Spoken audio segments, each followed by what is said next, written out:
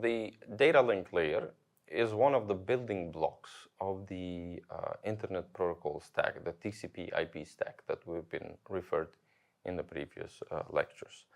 The difference between the data link layer and the previous layers that we've gone through is that while in the IP layer we might refer to the exchange of packets or information, or at the transport layer we refer to the exchange of datagrams.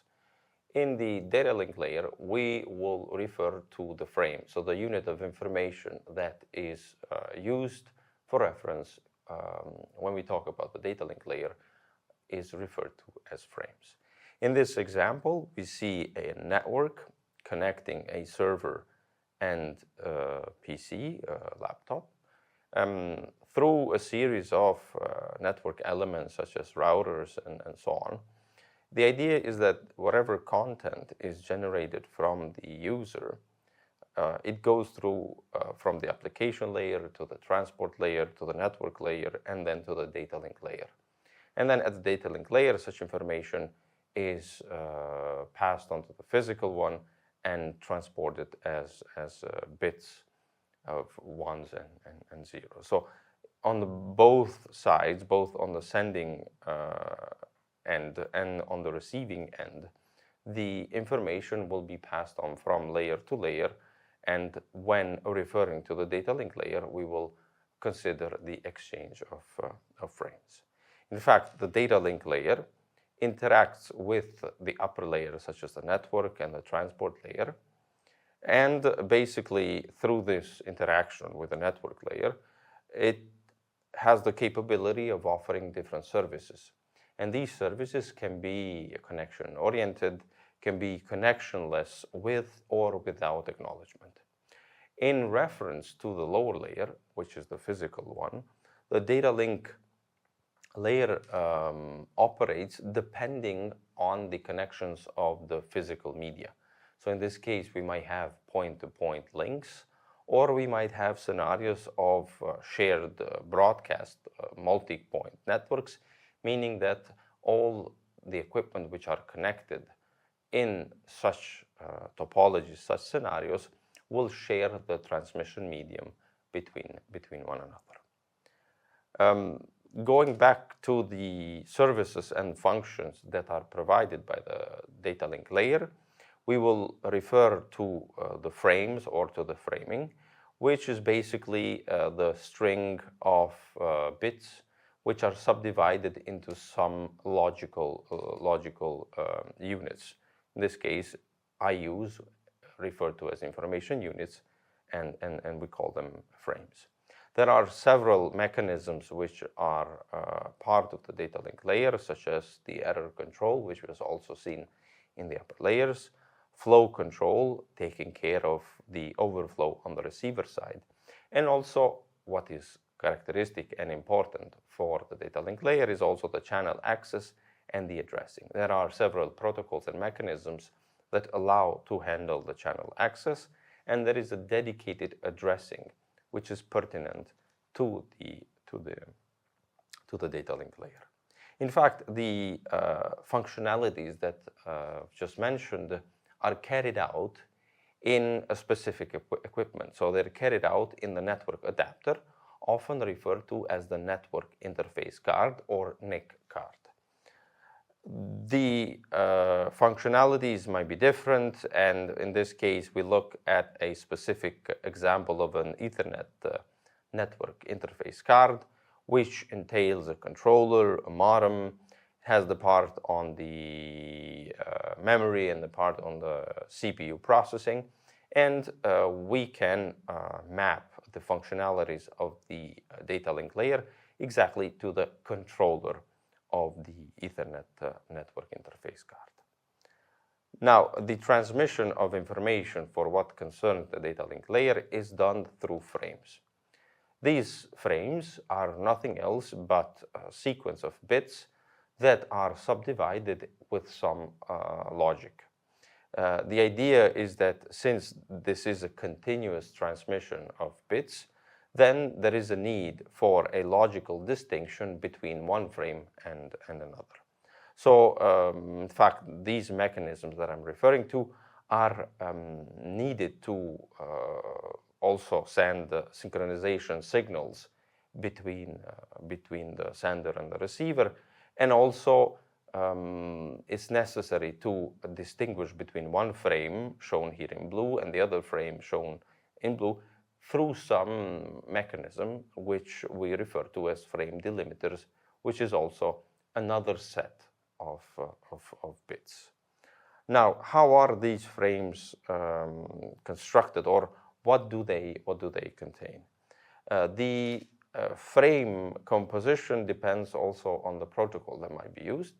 Here we refer to the high-level data link protocol, or HDLC protocol, which is composed of 8 bits of a string at the beginning and at the end of the frame. Then there is information on the address. Here we refer to the data link layer addressing. There are some bits which are dedicated to the control. There is the forward correction sequence, or in this case, frame check sequence, which allows to do some sort of error control, and the actual information which is carried out by the frames themselves. So these frame delimiters that allow to distinguish one frame from another are also known as flags, because basically they allow us to flag when does a frame start and when does the next frame basically start. So in reference to this HDLC protocol, the way how this is managed is through bit stuffing. Basically, these flags or frame delimiters are a sequence of 8 bits, which is a 0, 6 ones, and another 0. However, when we transmit such a sequence of bits, one of the problems that might arise is how can we distinguish when the actual information that might contain the same type of string is distinguished between the flag and the actual useful information. This is done through a solution which is referred to as bit stuffing, which basically entails that whenever you send 5 sequence of ones, there is an additional bit 0 which is added. And then on the receiving side, the opposite functionality is performed, in which after the 5 ones that have been transmitted, the 0 is removed. Let's look at an example of how this happens. So we have here a frame where it is specified the address, there is the part on the control, the actual information, and the error control which happens. So the flags that are added, as I mentioned, are added at the beginning and at the end. These flags are a series of 0 and then 6 ones and another 0, both at the start and at the end of the frame. And the bit stuffing implies that in the actual information, which contains the part or refers to the part of the address, the control, information, the FCS, whenever there is a string of 5 ones, 5 bits which are equal to 1, then we add another bit equal to 0. And we do this in all of the sequences that we see. This operation, as I mentioned, is done on the opposite side at the receiver, where after a sequence of 5 ones, the next bit equal to 0 is removed from the sequence. So this is one of the mechanisms which is used in order to distinguish one frame from another. There are other mechanisms which are in place, for example, for doing error handling. There are more advanced analysis or discussions that are needed for forward error correction codes, but these are topics which are covered in more advanced courses of information theory. However, in the same analogy to what we had seen in the upper layer, such as the transport layer, there is a use of automatic repeat request protocols which allow to handle the errors that might appear. In this case, for the data link layer, the frame field, which is referred to FCS that I mentioned before, frame check sequence, is used exactly to deal with the error handling. Then, while these frames are being transmitted, because the data link layer should interact with the lower layer, which is the physical one, in a point-to-point link, the protocols that are used to handle also this interaction between the data link layer and physical layer can also instantiate multiple physical channels.